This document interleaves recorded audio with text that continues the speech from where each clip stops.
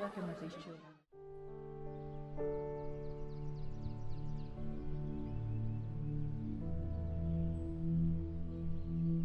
Everywhere I go, I see people that are in need. Their purpose, their hopes, their dreams.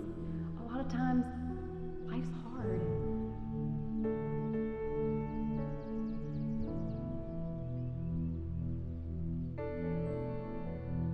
A lot of times the children that come to our school would be lost in the larger schools.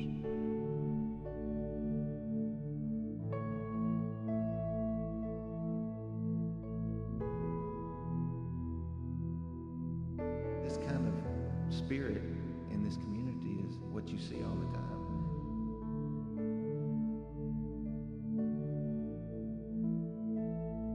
A lot of times people fail to realize how much need there is in your own backyard. When he arrived in the Redbird Valley, Dr. John DeWall was overcome with inspiration. He remarked, "When the Lord made the lands surrounding Redbird and the Cumberlands, he made a great creator's masterpiece. Deep within the forests of eastern Kentucky is a mission community of refuge and hope. The mountain people of these hollers refer to it simply and affectionately as Redbird." This mission has been in operation for nearly 100 years. The dedicated staff and countless volunteers are committed to bringing relief and support to the people of this mystical region. What makes the Redbird mission so unique is its methodology. This effort seeks to partner with the mountain people of Appalachia, providing them encouragement and the resources to lift themselves out of sometimes dire circumstances and into a more hopeful future. Nearly 3,000 volunteers from all over the United States make the trek each year to bring relief to the people of Central Appalachia.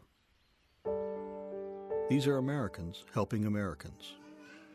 Tens of thousands are in need here, and here we will find a wonderful exchange of culture and spirit between the volunteers and the mountain people they have come to serve. When that was taken, that's years and years ago. Reva Hubbard is an 88-year-old who lives alone in her sparsely populated holler.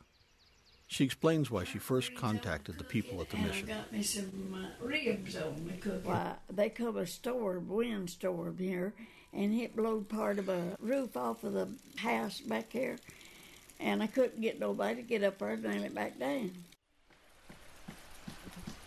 You know, the fact that you can go home at night and know that you've done something more than just earned a paycheck or filled a square. The reality is there's a great deal of need right here in the United States. I think a lot of times people fail to realize how much need there is in your own backyard, and we're a good example of that. A lot of people I see, they love living down here. They all seem full of faith, very rich in spirit.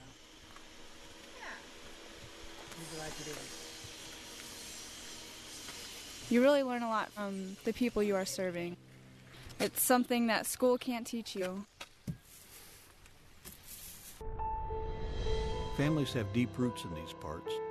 Their faith remains unshakable. The Lord will bless you for being kind to people. For the people of Central Appalachia, faith, hope, and love are the Creator's greatest gifts.